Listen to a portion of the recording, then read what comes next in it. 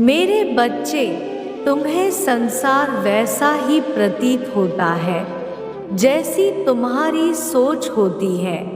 यदि तुम्हारे आंतरिक विचार सकारात्मक है तो तुम्हारे लिए तुम्हारे आसपास का संसार भी सुंदर होगा।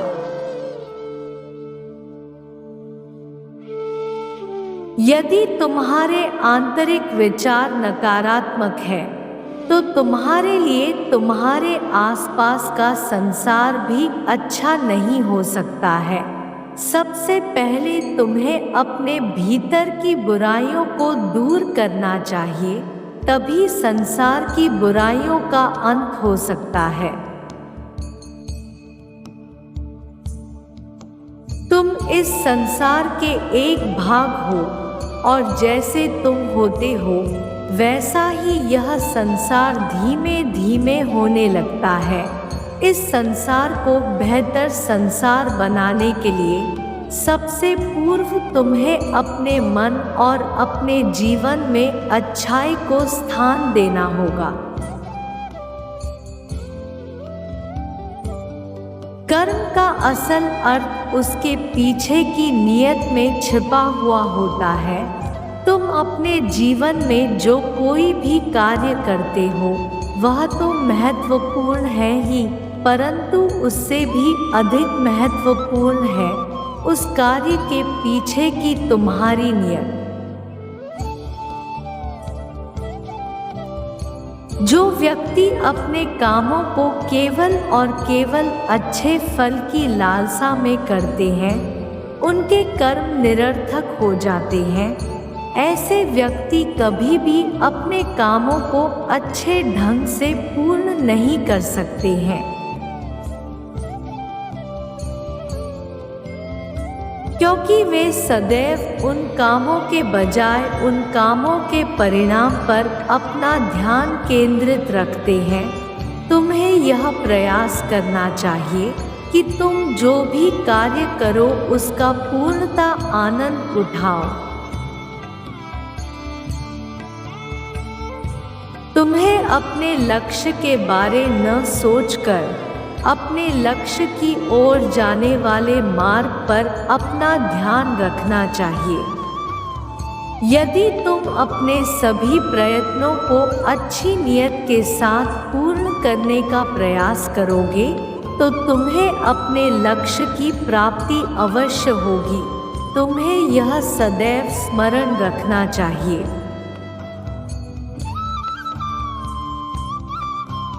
कि तुम्हारी मानसिकता और तुम्हारे विचार ही इस संसार को अच्छा या बुरा बनाते हैं। इसीलिए तुम्हें सदैव अपने विचारों को शुद्ध रखना चाहिए। तुम्हारे जीवन में तुम्हारे द्वारा किए कार्यों से भी महत्वपूर्ण है उन कार्यों को करने के पीछे की तुम्हारी नियत। यदि तुम्हारी नियत ही बुरी है तो तुम्हारे द्वारा किया हुआ कितना भी अच्छा कार्य क्यों न हो वह बुरा ही बन जाता है।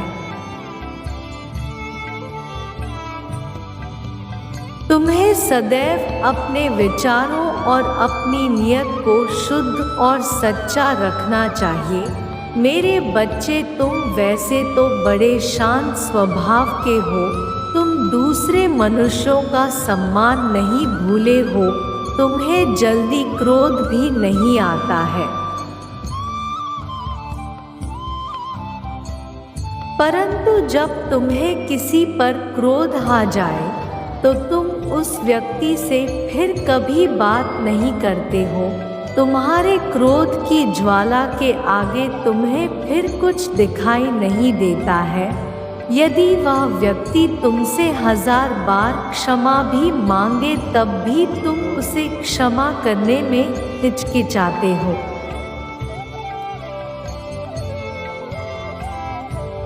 तुम्हें यह समझना चाहिए कि किसी को क्षमा कर देने का यह अर्थ बिल्कुल भी नहीं है कि उनके द्वारा किया हुआ कार्य सही था।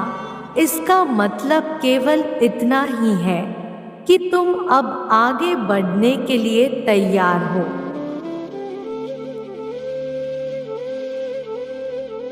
क्रोध के इस भारी गुबान को अपने ऊपर से उतारने को तैयार हो।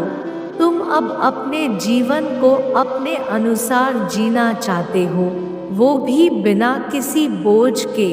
तुम्हारे लिए अपना जीवन जीना और सरल हो जाता है।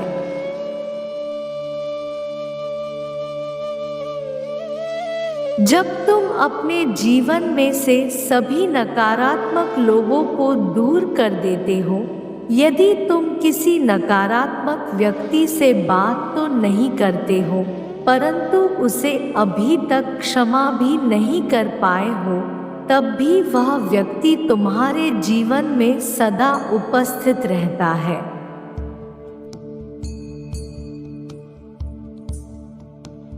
उस व्यक्ति के द्वारा किए कार्य सदा तुम्हारे जीवन का एक हिस्सा बने रहते हैं। ऐसे लोगों को क्षमा कर तुम्हें अपने जीवन में आगे बढ़ जाना चाहिए।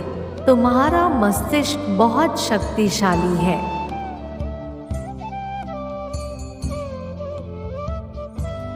जब तुम उसमें से नकारात्मकता को निकाल देते हो, तो तुम्हारे जीवन में परिवर्तन आरंभ हो जाता है। तुम्हें यह सदैव स्मरण रखना चाहिए कि संसार में अकेले रहना नकारात्मक लोगों के साथ रहने से बेहतर है।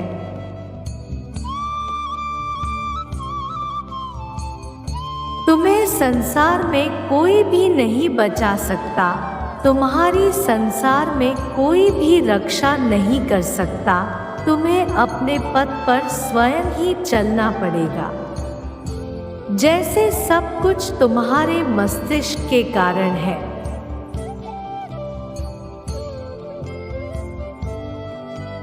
वैसे ही सब कुछ तुम्हारे मस्तिष्क के कारण बदला भी जा सकता है। तुम्हें केवल स्वयं पर विश्वास रखना चाहिए। इसीलिए तुम अपने लक्ष्य को प्राप्त करने की अपनी काबिलियत को समझते हो।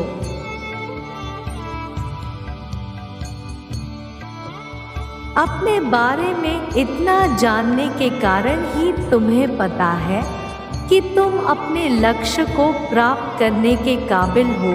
इसके अलावा तुम्हारे लक्ष्य की प्राप्ति के लिए जो कुछ भी करना आवश्यक है, तुम वह सब करने को भी तैयार हो।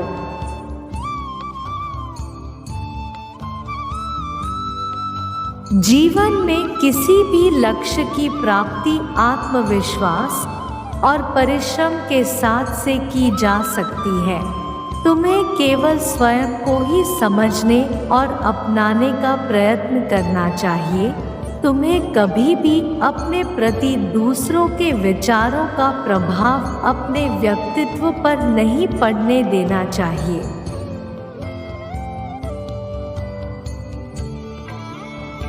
अपने व्यक्तित्व की बुराइयों और अच्छाइयों के बारे तुम सबसे बेहतर जानते हो। तुम्हें कभी भी दूसरों को स्वयं की निंदा करने की अनुमति नहीं देनी चाहिए। यदि कोई तुम्हारी सही मायनों में विकासशील रूप से आलोचना कर सकता है, तो वह केवल तुम स्वयं ही हो।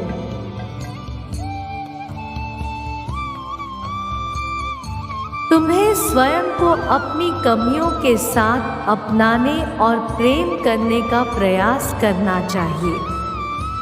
तुम्हारा संपूर्ण व्यक्तित्व ही तुम्हारी सुंदरता है, फिर चाहे वह तुम्हारे गुण हो या तुम्हारे दोष। तुम्हें यह सदैव स्मरण रखना चाहिए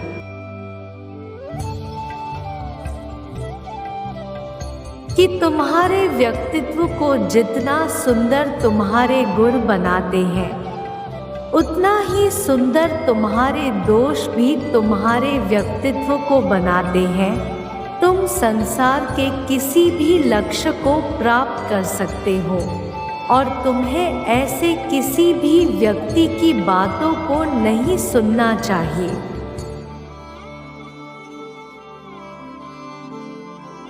जो तुम्हें ऐसा करने से टोकते हो, तुम्हारे भीतर यदि सच्चा विश्वास है और तुम कठिन परिश्रम से नहीं भागते हो, तो तुम कठोर पत्थर को भी निर्मल जल में परिवर्तित करने की क्षमता रखते हो।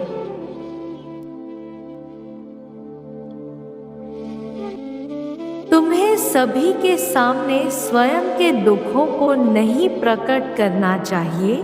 जीवन में केवल कुछ गिने चुने लोग ही तुम्हारे दुखों को सच में बांटना चाहते हैं। अधिकतम व्यक्ति तो केवल तुम्हारे दुखों का उपहास ही उड़ाते हैं।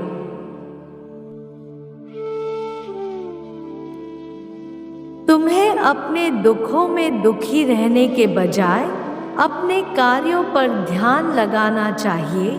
जीवन में अपने कार्य के प्रति समर्पित होकर आगे बढ़ने वाले व्यक्ति के जीवन में दुखों का स्वतः ही अंत हो जाता है।